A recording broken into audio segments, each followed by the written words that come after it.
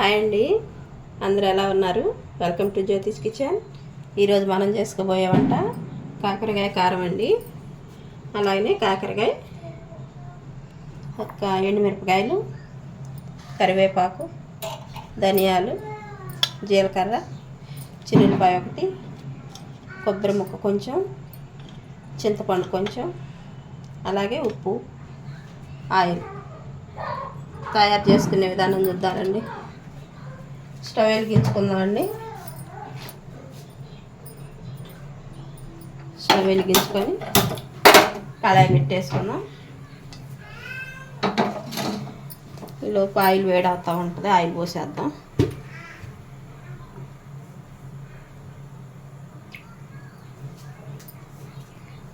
ఈ స్టవ్ కూడా వెలిగించుకుందామండి.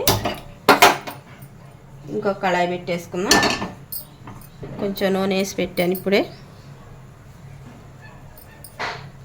అలాగనే ఎండుమిరపకాయ,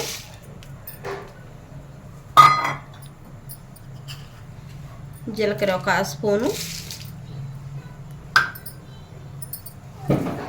అలాగనే ధనియాలు 2-3 స్పూన్లు వేసుకోండి.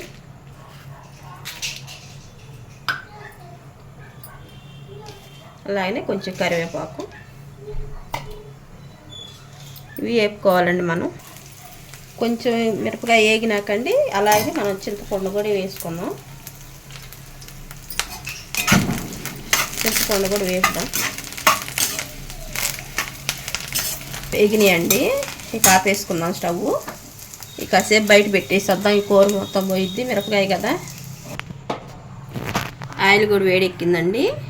ఈ కాకరకాయ నేను పైన పొట్టేం తీయలేదండి. శుభ్రంగా ఉప్పు నీళ్ళల్లో కడిగి సన్నగా తరిగాను. మీకు ఎంత వీలుగా ఉంటే అంత సన్నగా తరుక్కోండి.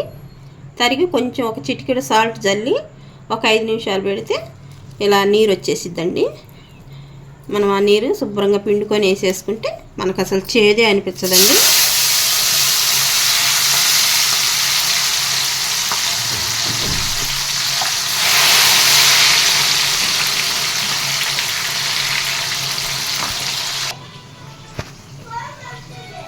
ఇలా అండి. ఇదిగో మనం పిండి వేసుకుంటే నీరు చూసారు ఎంత వచ్చిందో, మనం వాటర్ వేయకుండే. ఇప్పుడు మనం బాగా వేపుకుందాం. ఈ హైలోనే వేసుకోవాలండి. అన్నీ అప్పుడు ఈక్వల్గా కుక్ అవుతాయి. ఇక వేగినాయి కదండి.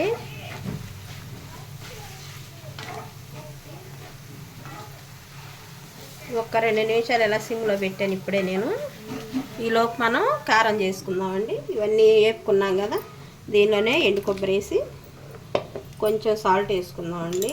దానిలో ఇందాక వేసాను కదా కనుక మనకి ఈ కారాన్ని సరిపోయి ఆయన వేసుకుంటే సరిపోయిద్ది. ఇప్పుడు ఇవి మిక్సీ పట్టుకుందాం. చిన్నులపాయలు తర్వాత వేసుకుందాం అండి. ముందే చిన్నులపాయలు అయితే ముద్ద అయ్యిద్ది కాబట్టి ఎలా అయితే చాలండి. కొంచెం కచ్చా పచ్చాగానే ఉంచుకుందాం. ఈలోపు చిన్నులపాయలు వేద్దాం. చిన్నులపాయలు వేసి మళ్ళీ పట్టుకుంచుకుందాం. ఇలా వేసుకున్నాం కదండి, మనకి ఇలా సరిపోయిద్ది. మరి మెత్తగా వేసుకుంటే బాగోదు. ఇప్పుడు కొంచెం జీలకర్ర పైన వేసుకుందాం. బాగా పలుకులుగా ఉంటుంది కదా మంచిగా. ఈ కాకరకాయలు మా అమ్మ పంపించిందండి. పుట్టింటి నుంచి ఏది వచ్చినా కూడా సంతోషమే కదా ఆడపిల్లకి. కొంచెం కరివేపాకు వేసుకుందాం. అలాగే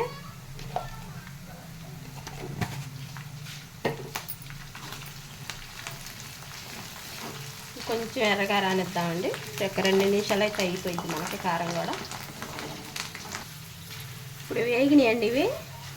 మనం ఇప్పుడు సిమ్ చేసుకొని ఈ కారం ఇందులో వేసేసుకుందాం అండి. ఎంత తిననోళ్ళైనా కూడా తినేస్తారండి ఇలా చేసుకుంటే. అస్సలు చేదు ఉండదు. ఒకసారి ట్రై చేయండి. మనకి వేగిన మిరపకాయలే కాబట్టి ఎక్కువ వేగాల్సిన అవసరం లేదు. జస్ట్ అలా ఆయిల్లో వేసుకొని ఒకసారి తిప్పుకుంటే సరిపోయింది. ఓకే, ఇప్పుడు మనం స్టవ్ ఆఫ్ చేసేసుకుందాం. ఆ కళాయి వేడికి ఆ కారం ఇంకా బాగా మగ్గిపోయింది.